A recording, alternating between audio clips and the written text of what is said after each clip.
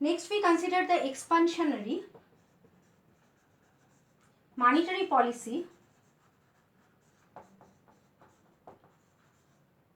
under flexible exchange rate regime.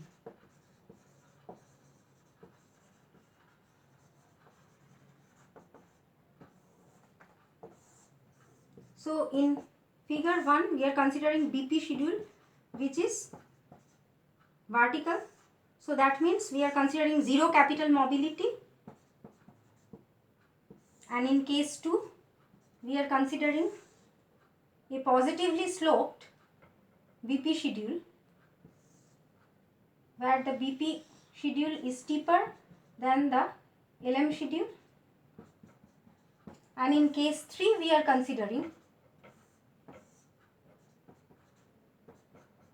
a positively sloped BP schedule but with a flatter slope as compared to case 2.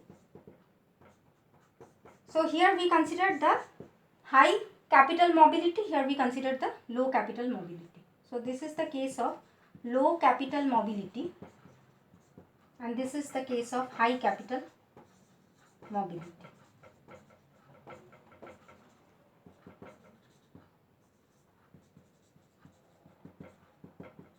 And this is the case of zero capital mobility. So here we are considering the expansionary monetary policy. So LM curve will shift to the rightward direction from LM0 to LM1. Now at the new equilibrium between IS, new point of intersection between IS and the new LM curve, we have a lower rate of interest and higher amount of income. So with the lower interest rate there will be capital outflow, and with the higher level of income there will be more import.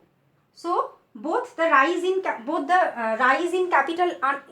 outflow and the increase in import will deteriorate the trade balance, deteriorate the balance of payment. So as a result there will be BOP deficit. So BOP deficit, there will be BOP deficit, and we will have a BOP deficit here at point B because we are to the right of the BP schedule. Now at point B, since we have a BOP deficit and we are under the flexible exchange rate regime, therefore there will be depreciation of the home currency and there will be increase in the nominal exchange rate. Now if there is an improvement in the increase in the nominal exchange rate, X will improve and M will fall. So as a result the net trade balance, that is X minus M, will rise. Now if X minus M rises, then the BP schedule will shift to the rightward direction, and at the same time there will be a rightward shift of the IS schedule. So both BP and IS will shift to the rightward direction. So here we will have a new equilibrium point. So suppose this is BP and this is BP. So this is BP0. So this is BP1. So here this is point B and this point is point C. So at point C we will have a new equilibrium level where the new BP schedule, the new IS schedule and new LM schedule will intersect each other. Now consider case 2. Now in case 2, if we have an expansionary monetary policy, then LM curve will shift to the rightward direction from LM0 to LM1. So at the new point of intersection between LM1 and IS, the original IS curve, we will have a low rate of interest and high income. So low rate of interest means what? Low rate of interest means there will be capital outflow, and with the high income there will be more import. So both will deteriorate the balance of payment. So there will be net balance of payment deficit, and we are to the right of the BP schedule, so we can say that there will be balance of payment deficit. Now here when there will be balance of payment deficit under the flexible exchange rate regime, again there will be increase in E, that is there will be depreciation of the home currency.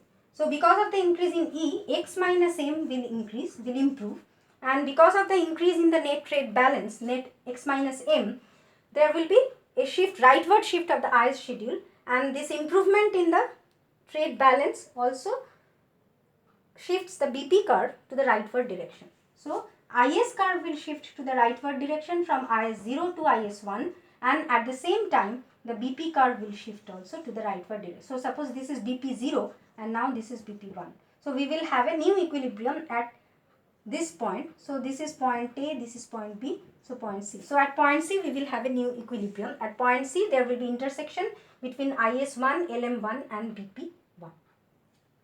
Now consider the case of high capital mobility. Now here when there will be an expansionary monetary policy, then LM curve will shift from LM0 to LM1. Now the new point of intersection between IS and LM is here. So at this point again we will have a BOP deficit because we are to the right of the BP schedule. So this is our BP schedule. We are to the right of the BP schedule, and here at the new point of intersection rate of interest is low and income is high.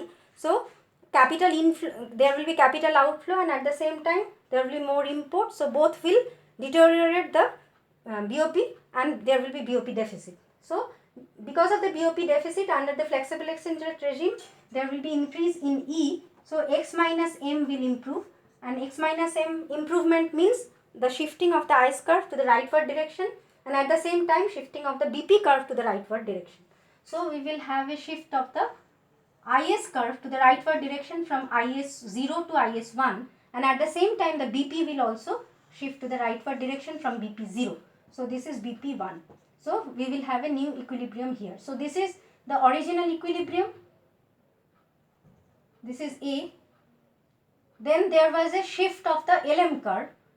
So this is the final equilibrium, point C. So we will move from point A to point C with the new BP schedule, new IS schedule and new LM schedule.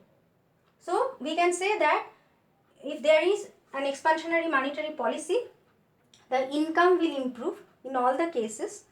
So there will be an expansionary effect on the economy because of the expansionary monetary policy under the flexible exchange rate regime in an open economy.